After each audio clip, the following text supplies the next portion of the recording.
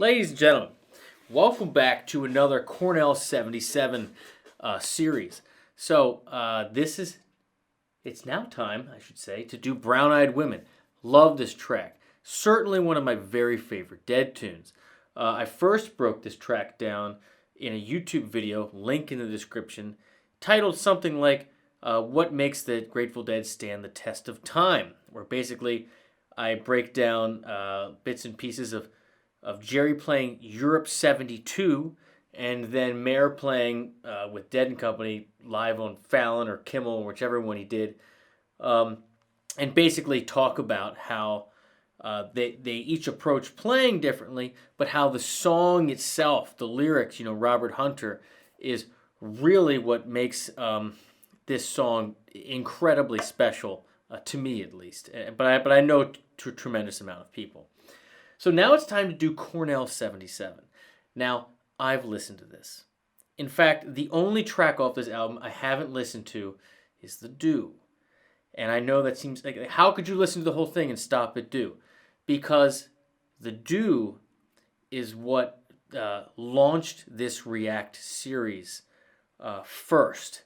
And so I feel like it's an incredible disservice to you all. And I think I should just do it on camera in general. So it'd be an incredible disservice if I don't do it on camera. And that's just the way I want to do it. So we got Brown Eyed Women, we got a couple more, and then we're doing The Do coming up really, really soon. So here's what we're going to do. We're going to play it. I'm going to point out some interesting things, but mostly we're just going to listen and enjoy it. When I do start and stop, I'm going to show some things that Jerry's doing, mention some things in the band.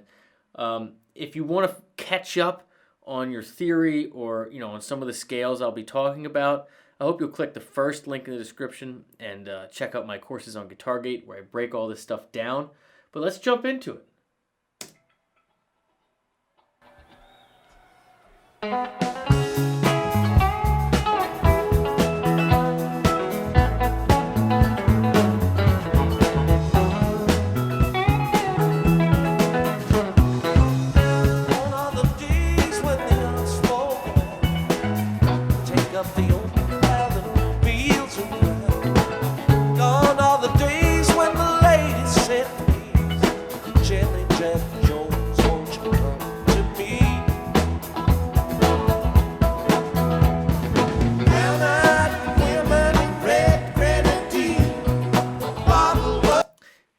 The bounce, the sense of rhythm, like the Dead bounce, is literally something I don't hear other bands do.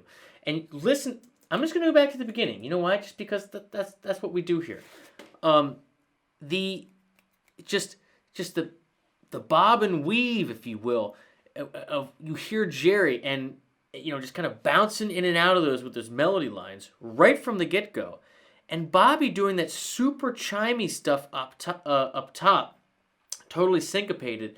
This is just a perfect example of when they're on, and they have that bounce that no one else has. Just listen to how bouncy Jerry is.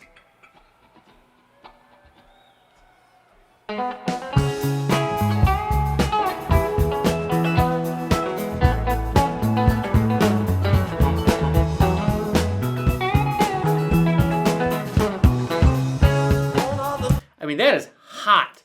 Let's get a little bit of that.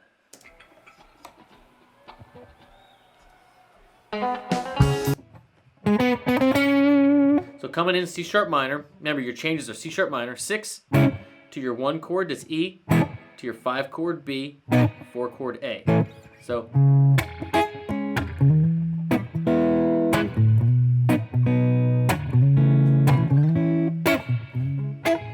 right?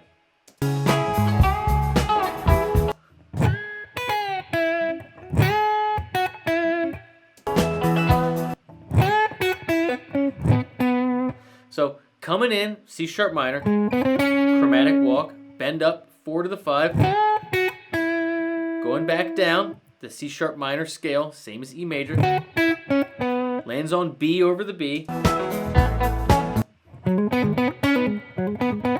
doing a little B major pentatonic, back into E major, sliding from 2 to 3, there's your 5, there's your E. So C sharp minor, right? B major, back into E major.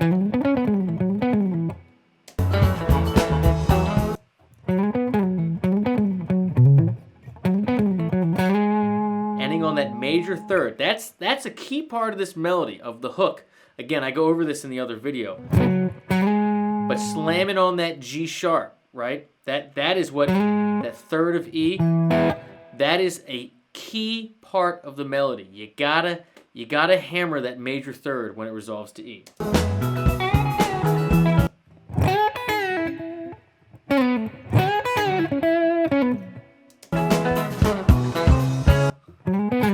And then the chromatic walk up to C sharp. Here, Bobby.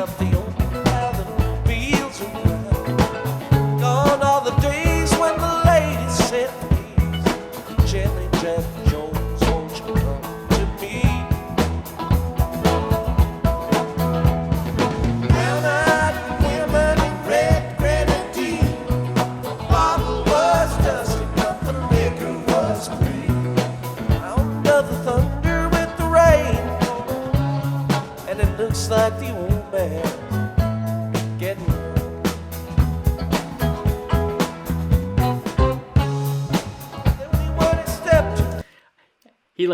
He's like back away from the mic and goes back up to it. Listen to it. It's quiet and it gets better.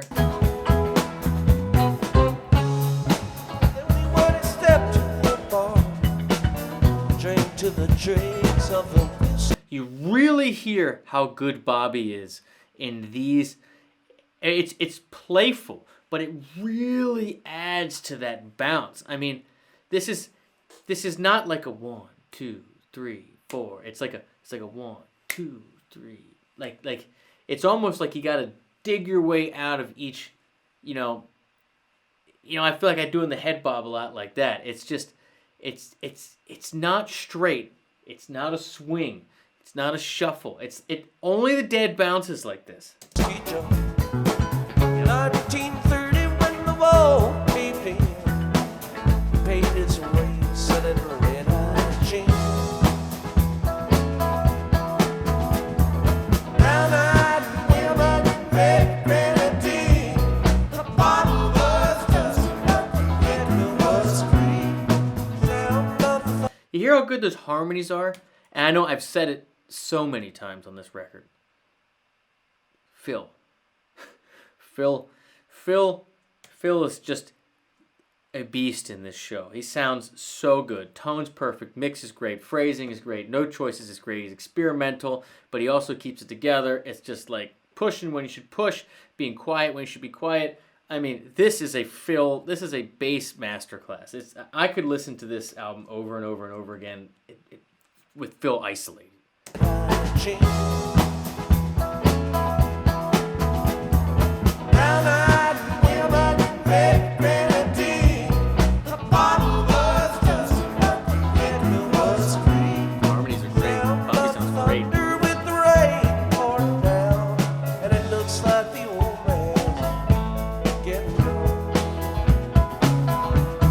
Now, I've been on record saying I'm not the biggest fan of Keith, not because he's not good, just because I feel like his parts just kind of like sit in the back and he doesn't have the lightning strikes that you see hear Brent do. But straight piano arpeggiated parts like that, when it walks down, that's a perfect part. The thunder with the rain pouring down, and it looks like the old man getting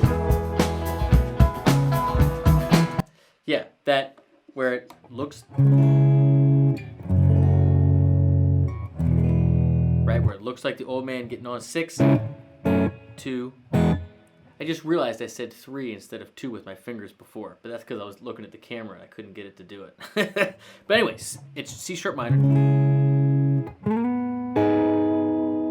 F sharp major, sorry, F sharp major, and then E. Sorry, I'm all worked up here. So, but those little parts there, so that that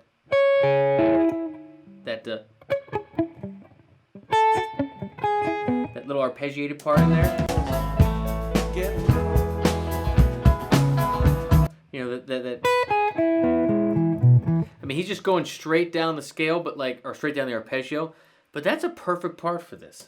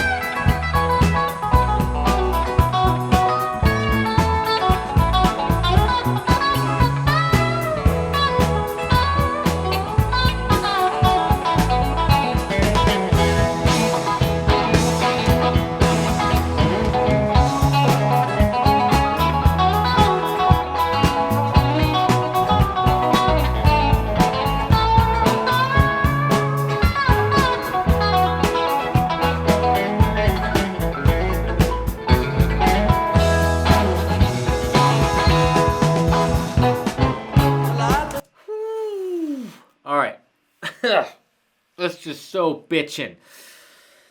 You hear Keith doing the same arpeggiated parts towards the end there. It really works well with what Bobby's doing. All right, let's go and let's dig some of this out. You got 3 leads. First one, very much like the intro, right? You know, let's go through it one by one. And each one's like 2 times through. But let's, again, broad strokes, ladies and gentlemen. I have not learned this note for note. I've listened to it. I have a pretty good idea what he's doing. So, you know, don't massacre me if it's not note for note. The idea here is to kind of get in the mind, get in the ear. Like, what are the key takeaways that you can use when you're improvising? All right? like the old man getting So let's listen to the first take and then do it.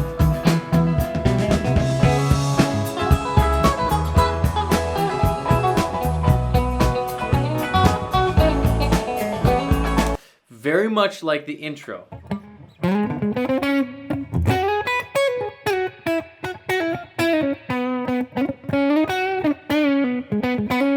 Something like that. like the old man getting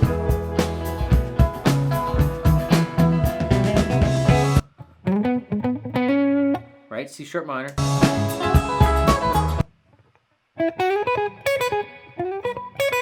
Yeah.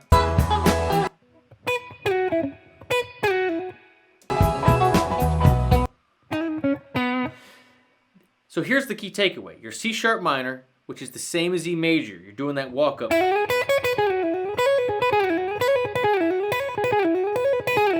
Right? So C sharp, minor third, fourth, fifth, flat 7 root. You hear him pull off in there or something. But eventually he's getting down to B. There are 5 chords. This is when it goes over that. And then you hear him distinctly switch from that scale to saying something about B. This is important. So it's C sharp, minor, E major, and then all of a sudden it's B time. He's selling the 5 chord here. Right? And how do we know that? How do we know that?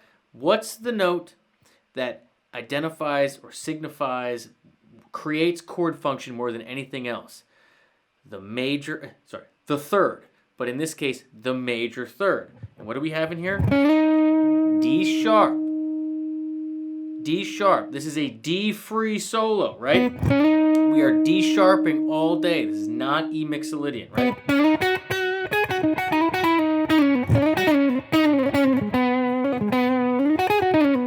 But you hear him do that.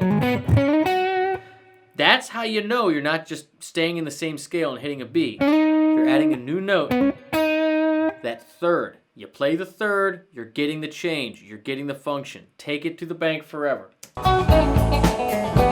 Yeah. That. And then go down the way you came up. And then back to the root of C sharp. There you go. Keep going.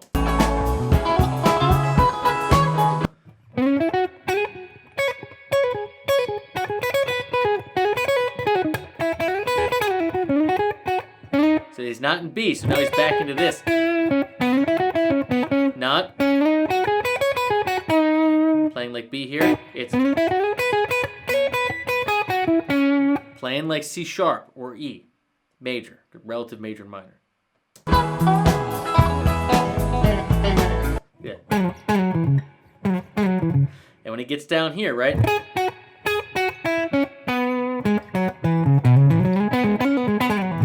That 3, 2 to 1 on E. 3, 2, 1. G sharp, F sharp, E.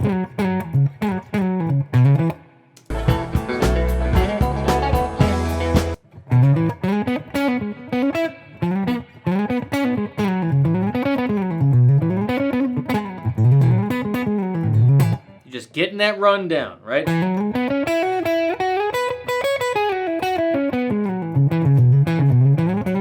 Obviously, he does all kinds of there's chromatic stuff in there, but at the end of the day, it's just right.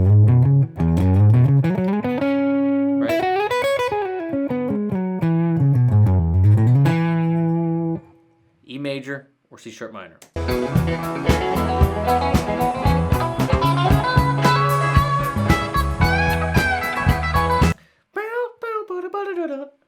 See now, that's higher than this.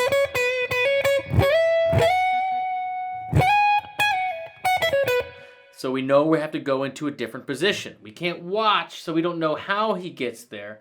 But you're hearing the same tonality. C sharp minor and its relative E major, right? That has, the focus hasn't changed in this part of the lead. We're just going to a different spot. So I'm guessing we're here now.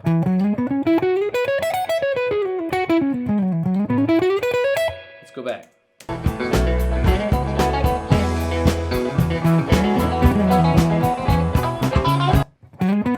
All those chromatic walk-ups.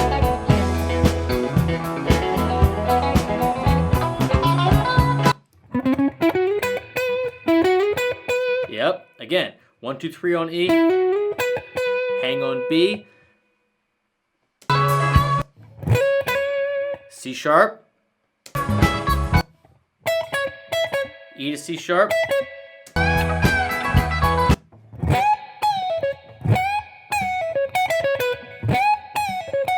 Remember, we're over the 5 chord right now. So here's your 5 chord, B, and here's your other chord tone, your 5th. Bend into the 6th.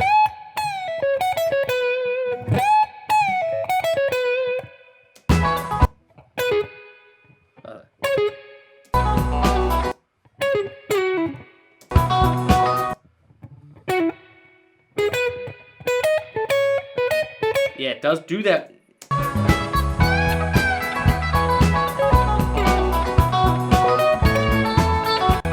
I remember that from hearing it before. That was like, man, that's a killer part. Because remember, the thirds create function, right? He's going to spell it out for you right here. B to A with the D sharp to the C sharp. Right? Pattern 1 or 5, however you want to look at it. Right? Sorry.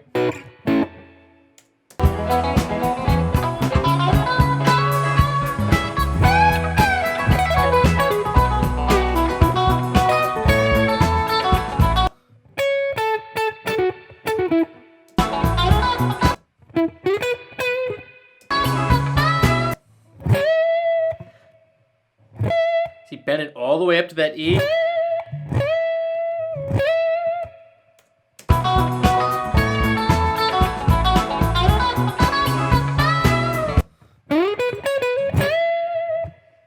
I love it. He always has the sound of longing, like you're not sure he's gonna make it, like that desperation, that swinging for the fences, that going for it. You've heard me say all these phrases a million times. I don't know another way to describe it, but it's so unsafe. You're never sure if he's gonna land it or if it's on purpose. But as a guitar player, I can tell, especially because I loved his banjo playing for so long. I know he's aware of where all his triads and chord tones are, but then he's just connecting those with melodies and bending, but it's very clear that he's totally in the moment, and while he's aware of all that, he's forgetting it, and it's such a loose, fluid kind of playing that, like, it always gives you that feeling like, oh my God, is that on purpose? Did he mean to do that? Is he gonna land it? And, like, of course he does, and it's magical, and it's just, I love this, like, because it makes you want to think, sorry, that he's bending up a whole step from D. But there is no D in this. I mean, he's been C sharping all day, and it just muscle through that up to the root. Maybe he even goes to the D sharp and pushes it up. I don't know. It's just ballsy, and I like it.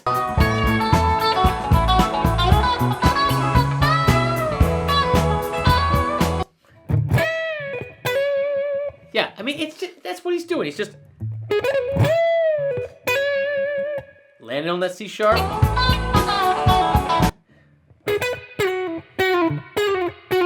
Yeah. His little pick attack in there to make it kind of cry like that.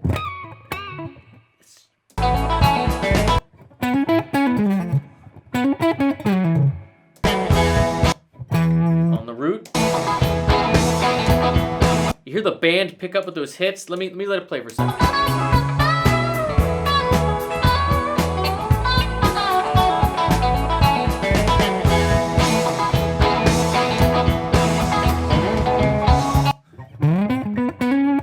Now, let's listen to the third one all the way through.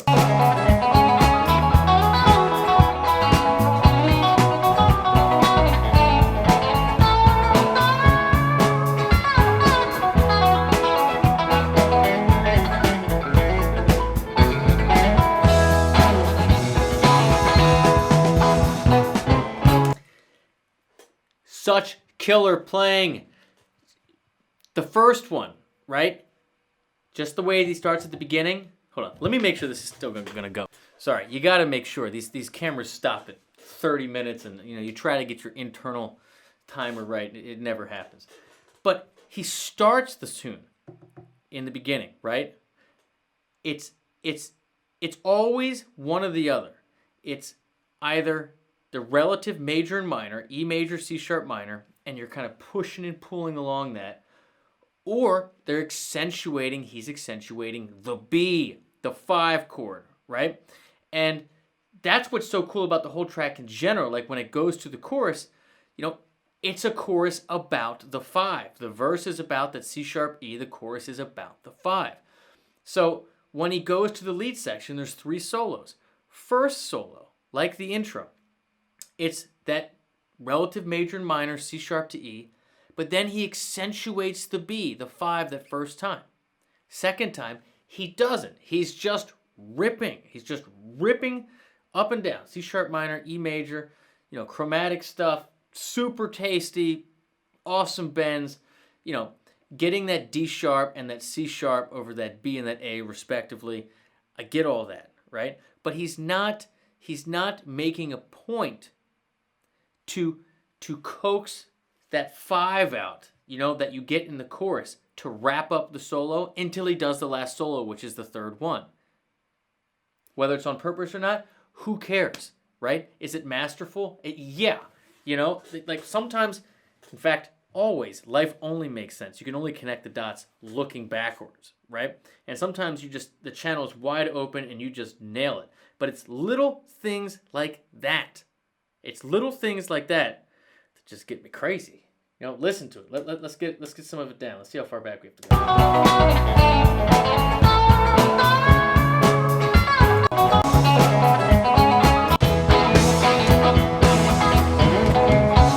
Yeah, same beginning part. I'm just staying up here. You could do it. I don't really know. I'm guessing he's still up here just because he was moving so fast.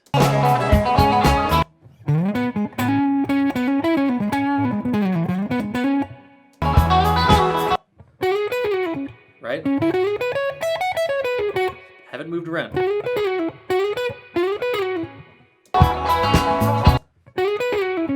Now here it is, right here.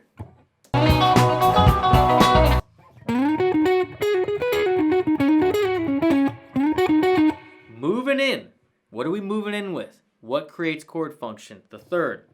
D sharp, that baby. Right? Here's your B major triad, first inversion. D sharp. So major third, fifth, F sharp, B. So you're going from this shape, C sharp minor, to B major. Hear it? So you get that.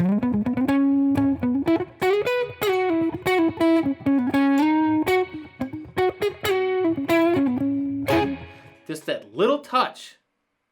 It's 6 minor. 5.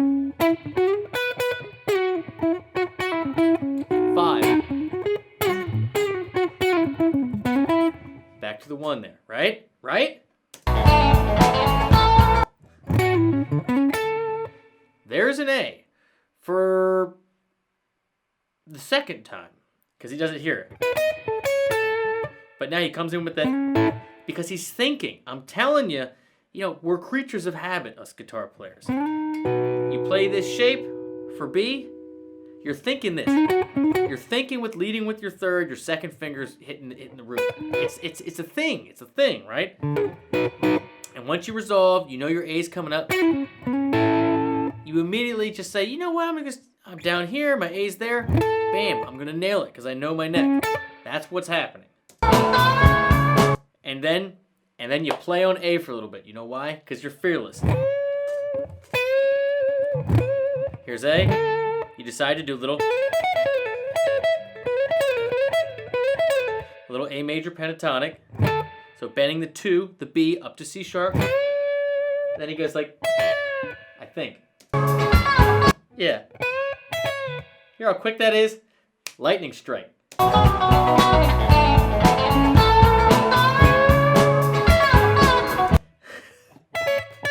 And rips it down. So hot. So you're up here. B to C sharp. Grab the E, which is the 5th of A. Right? Also your key center. Rip back down to A.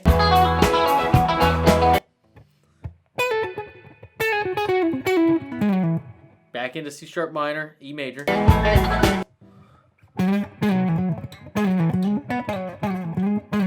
Again, that 1, 2, 3. You gotta get that little Jerry push down.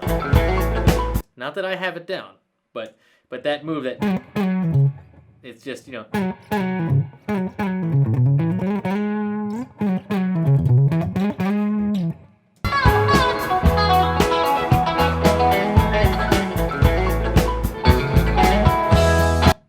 And then this time finishes on the higher root, E. And you hear Keith again do that arpeggiated thing.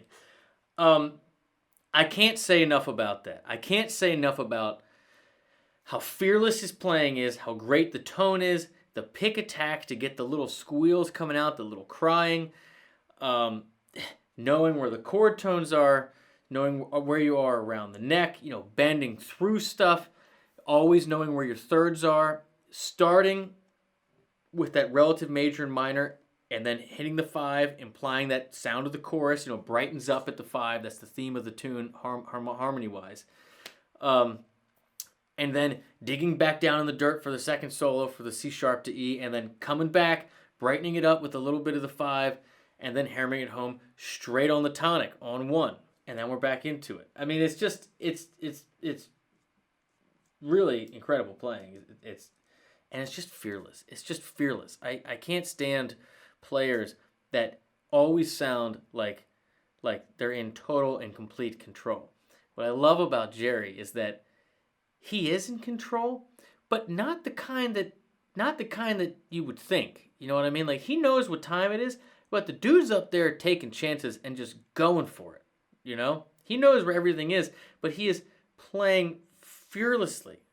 It is an absolute treat to have this captured. Lionel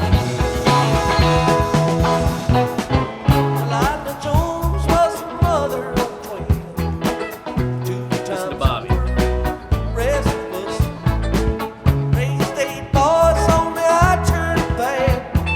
Didn't get the lickings that the other ones did.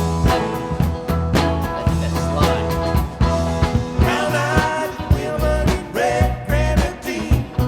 Bottle was dusty, but the liquor was clean.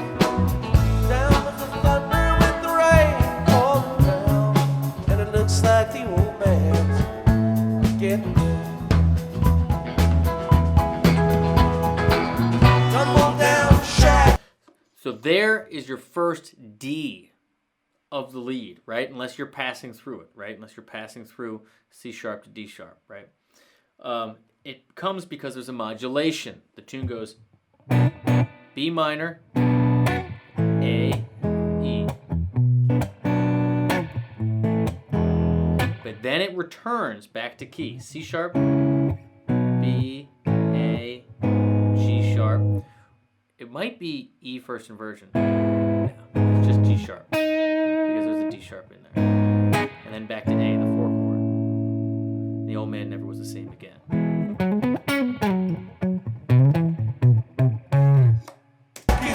Bigfoot County, so hard that the roof caved in. Lila Jones went to meet her God, and the old man never was the same again. It was harmony. Daddy made whiskey and he made it work. All $2 Bobby. burned like hell. I cut hickory just to fire the step. Drink Bill. down a bottle when you're ready to kill. Love that. Drink down a bottle and get ready to kill. And the the big fall off on E. Red grenadine. The bottle was dusty, but the liquor was green. Harmonies sound good. Sound of thunder with the rain pouring down. It looks like the old man's getting gone are the days when the ox fall down. You take up the oak and plow the fields around. Gone are the days when the ladies say, please, Jimmy Jack Jones, won't you come to me? Brown-eyed women, red grenadine. The bottle was dusty, but the liquor was clean. Sound of the thunder with the rain pouring down, and it looks like the old man's getting old. And it looks like the old man's getting old.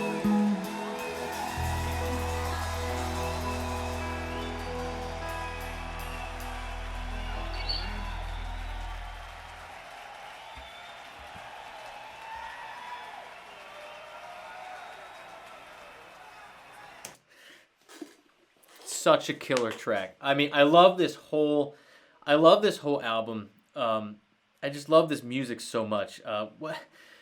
So again, if you haven't watched the video where I talk about what makes the Dead stand the test of time, I make the point that it's songs like this written by Robert Hunter that paint the picture, that tell the story, that really, stories of any medium connect with people more than anything else, right? Whether it's painting or anything, it's about capturing the story of that time, that person, that place. Robert Hunter is I've said it before, as important as any other lyricist, writer of music in American history. Like it's just true. I feel that way. But the band is so strong. Like this is one of those recordings where if I had to turn someone on to the band, and I knew that they were a real musician, this would be one of those that I would consider, because you got your basic fundamentals of music. You got your rhythm, you got your harmony, and you have your melody. The melody's connected with the lyrics, right? But the rhythm, I cannot think of another band that has that bob and weave to it. I don't know how to describe it, but it is not straight. It is not a shuffle. It is this amalgamation of all these different things and people coming from different places. You know what it's like? I explained this to a friend of mine the other day, who's a fan, by the way, and I was like, imagine a big jet. Imagine a really, really big, a really heavy jet. I'm talking a really heavy jet. And it gets going. And it takes, the wings go up. It takes a lot of effort. It starts going up.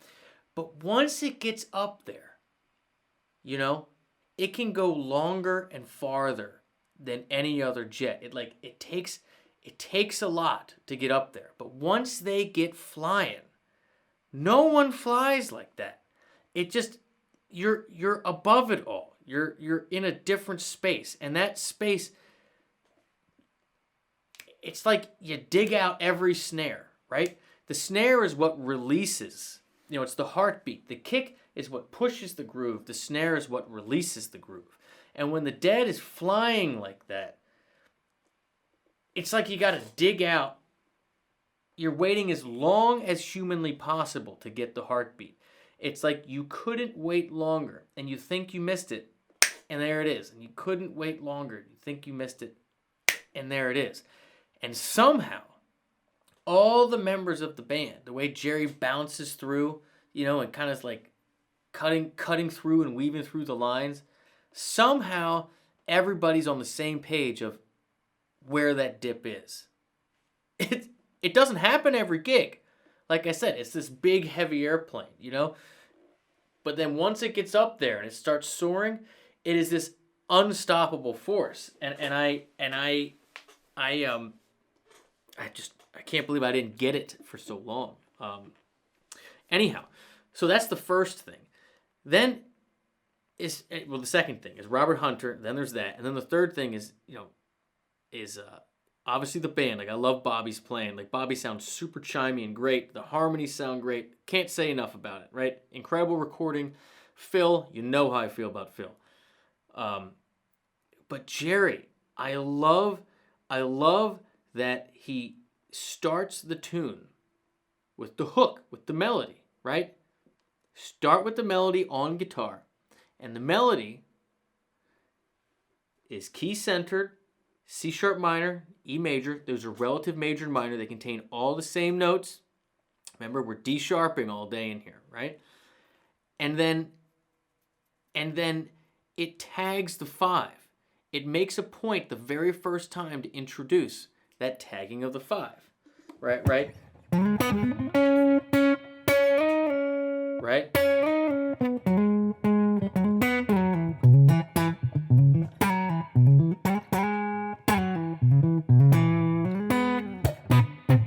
But the point is that going to that D sharp, right? That's the third of your B. Saying something about it. And then you go to the verse, you go to the chorus. You go to the verse, you go to the chorus. And then when it comes to time to take a lead, he takes 3 leads. First one, just like the beginning, sets up the tonality, says something about the B, the 5 chord. He's D-sharping in there, and then goes back. Riffs through it, some fearless playing. Love it. It is his attack, his pick attack, the tone, all of it is just quintessential Jerry. It is him on the top of the mountain There's a reason this album is so celebrated the way that it is, because it's captured. You captured a real one. You captured the plane all the way up, soaring in the stratosphere, weighing 1 million pounds, but you're up there in the air, all of them together. Whoever did the recording engineer, they got it. They got it, and you can hear it in the crowd. It's outstanding.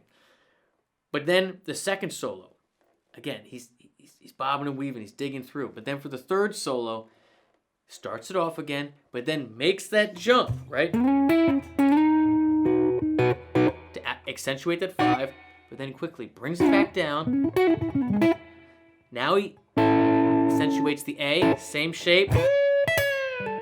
Bending off that A, just fearless playing, wraps it up, comes out of it, and then, again, they did verse, chorus, and then they end it, they bring it down, and they end it, telling the story of the man, he's not that gentle person anymore, all those things, and it just cleans up on that B, it fades out, and you hear the audience just in awe of what just happened.